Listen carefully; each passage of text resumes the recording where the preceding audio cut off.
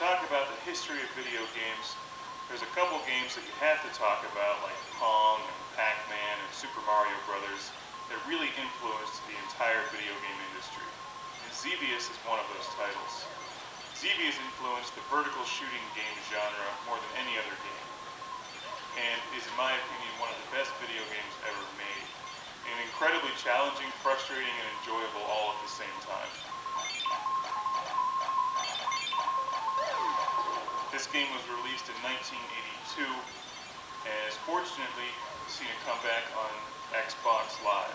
And I think Xbox Live is tremendous. And the Xbox Live Arcade, bringing back the old school games from the 80s and platformers from the 90s.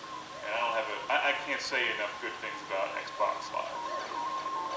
Not only does it bring back these great old school games, but it brings them back in high definition. You can play them through your HDMI cable into an HD TV, and it's just tremendous. Xevious is presented in its original native aspect ratio as you would have played it in the arcade, which is like a television laid on its side. It probably looks very familiar to those of you who have played games like Raiden, and there's so many games in this genre now.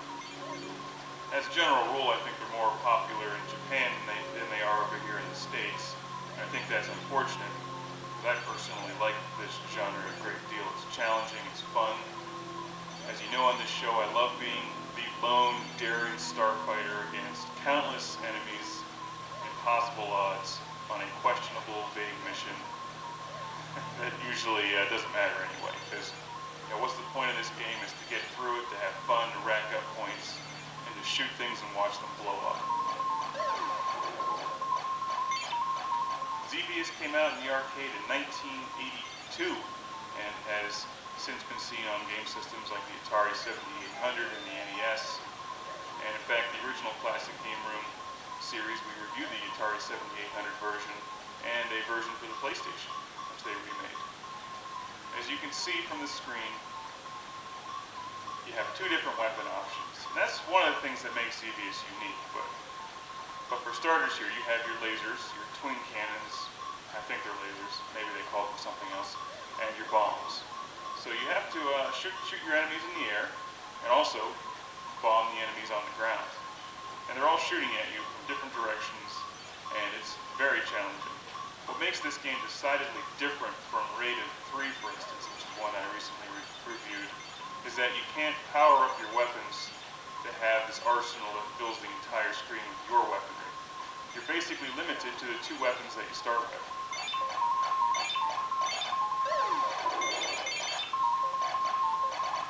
So instead of getting that massive, huge shotgun burst of red bullets that most vertical games have, or a special weapon that you can blow up and then eliminate all enemy fire when it's about to kill you, you really have to rely on some serious skill in dodging the enemy fire. Now, I generally forget the story of Xevious. You can find it online, I'm sure. But you do encounter a couple bosses as you continue on in the game. And wave after wave of enemy. The variety of enemies changes on you.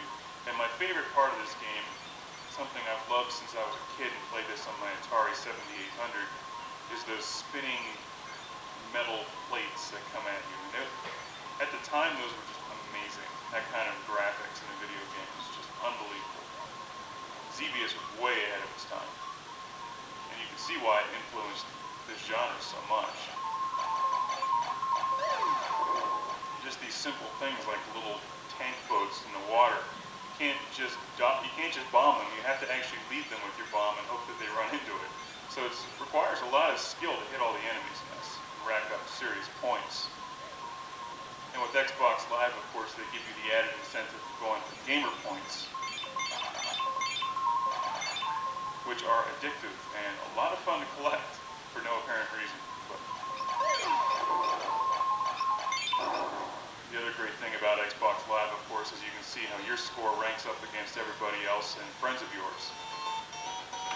What's really incredible about Xevious is that this game came out in '82, and it really doesn't look any different than newer games today. Maybe it's slightly different, but I mean, there's only so much you can really do with a two-dimensional vertical scrolling game before it starts getting ridiculous. And And I'm not a big fan of adding in all those three-dimensional polygons and crap floating all over the screen. I think keeping it simple like this is the way to go. And that's why I like Xevious so much in games like Raiden 3. Now, I'm generally not a huge fan of using the Xbox 360 controller on this game. It's definitely challenging. I prefer the arcade-style joystick and buttons, but you know, what are you going to do when you just don't have a stand-up Xevious arcade machine in your basement? Xbox Live is about the best thing you can have. So it does require some skill to hammer away at the button, and also remember to bomb your enemies at a precise time. This is not a game where you can just hold down the fire button. It does give you an option to do a manual shot where you just fire at the rate that I'm firing at now, and also I use my other trigger to hold down the auto fire. So if a wave of enemies comes at me, I hold down that trigger and it lets off a machine gun burst of shots. But you cannot just hold down a consistent auto fire for the entire game. And for whatever reason, the music, although it just repeats itself over and over again, it never gets old. And maybe that's just because Xevious is that awesome. Here are the metal plates. I mean, just look at those. 20 years ago, that was incredible. They're tough too. You have to dodge those things. You can't blow them up, so you have to dodge them. And then the enemy fire is coming at you, and then you get caught in between the enemy fire and the spinning metal plates, and it kills you. I love to see the resurgence in arcade titles on Xbox Live. And they don't cost much on Xbox Live. A game like this is only about $5, and it really has infinite replay value. Even if you went out to find this for your Atari 7800 or NES, it would still cost you at least $5 or $6 when you add in the shipping cost.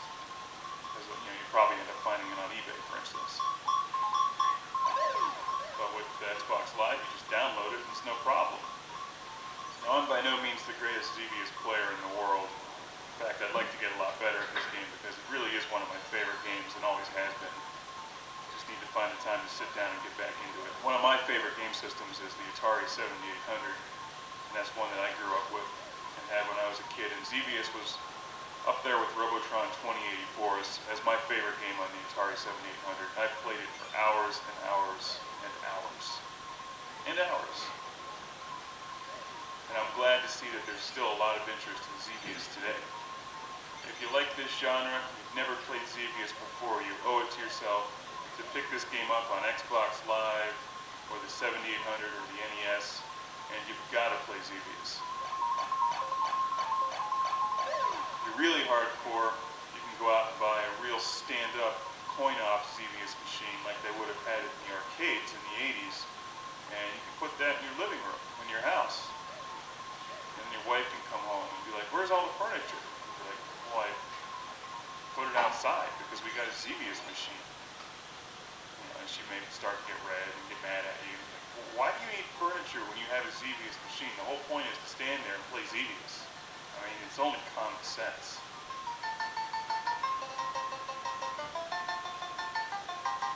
It's like replacing your dining room table with the cocktail version of Ms. Pac-Man.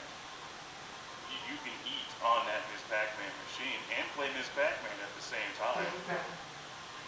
Hell, it worked at Pizza Hut.